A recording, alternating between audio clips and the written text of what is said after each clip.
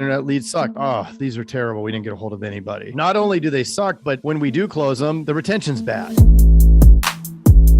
Lead costs, how to spend or how to save money and spend more on any internet leads. For 12 years, I thought internet leads sucked. And it's true because we never got any results. We'd buy them, call them. We'd say, oh, these are terrible. We didn't get a hold of anybody. Oh, Judith, that's terrible. And wouldn't really get anything. We'd close a tiny bit, but it was always the low hanging fruit. And then those people wouldn't stick. And we'd say, oh, not only do they suck, but when we do close them, the retention's bad. Well, because we were closing the easy ones, right? Those are the shoppers. So the only thing that makes internet leads suck is not putting enough dials on them. And we'll show you the math behind that. So here's a 30-day snapshot. Actually, this is 2 years ago. So December of 2020 during the pandemic. So in that month, we made 110,000 dials. So I had 11 telemarketers making 10,000 dials each. And we did it on 8,542 leads. So this is like a 90-day window of leads that are being called on during this 30-day snapshot. Average 13 dials per lead. Contacts, we made contact with 2921, averaging 38 dials per lead. Transfers, we transferred over 1,901 transfers. We ended up quoting 1,536 of them. And finally, we sold 496 items for 278,000 in premium. So when you look at the math, right, and the path is the math, or math is the path, it was taking 222 dials for each item sold. So how many dials does it take? Well, we looked at everything that we'd sold or everything that was sold in the agency that month, and we pulled the data and analytics on how many dials had been made on those leads that closed. And it was interesting because it fell into this bell curve. 68% of it fell between the 8th and 21st dial. So the bulk, right? A big piece required at least 8 dials and all the way up to 21. Everything over 21 was another 16% of it, all the way up to 94. So in this month, the longest was 94 dials that we closed. And then on the front end of it, 0 to 7 is only 16%. When I looked at that and then thought back to what we were doing in the past when we bought internet leads, I realized like we were making maybe 3 or 4 dials and then moving on to the next one, like this one doesn't want it or whatever. We didn't have the technology or system to make the dials really efficiently anyway, but you can see how much we're leaving on the table by only making 4 dials, right? 4 dials is only going to get us a quarter of 16%. So you only get 4% of the results by not making the dials, which is crazy that we didn't realize that sooner. So what would that cost, right? If we hadn't done dials 5 through 14, we would have written 26% less premium. That would have been 72K in premium. So that's 14,456 of revenue, commission that we wouldn't have earned. If we hadn't done 14 to 94, so the rest of that thing, that's another 50%. That's 140,000 in premium. We would have lost 27,800 in revenue.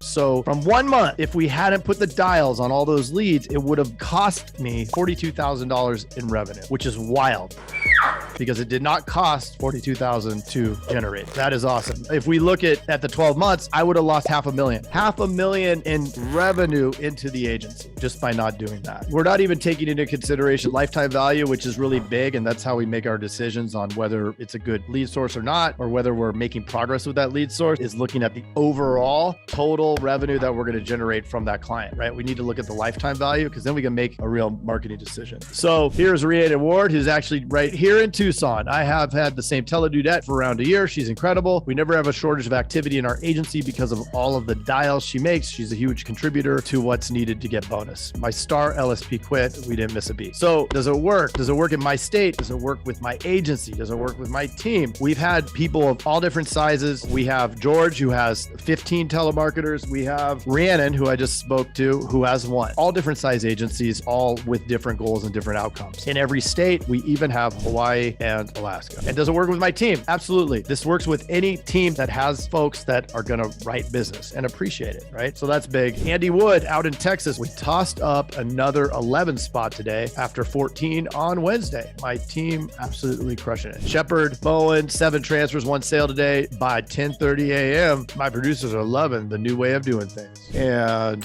Corey Mayer, totals for the week. This is the best week we have had. She's a beast on the phones. Boom. And so many more. So people like to post it, which is great. We snip those and there you are, a whole bunch of folks that are doing great and part of the community. So why did we create this? Well, we wanted to get a great ROI on internet leads and we wanted to share that with other agents. Folks were coming to us, how'd you win the awards and this and that. So we said, look, let's just figure it out and help them out. So you can max your yearly bonus. We want to save your sales agents from leaving, right? Turnover, I think, is the biggest pain point in agencies. And when we can eliminate the turnover, that saves us a ton, right? Not only in gray hair, but in actual cash, because it costs a lot every time somebody turns over. And we want to create freedom, like Steve on vacation at a pool, having the best day of his career, right? That's the outcome.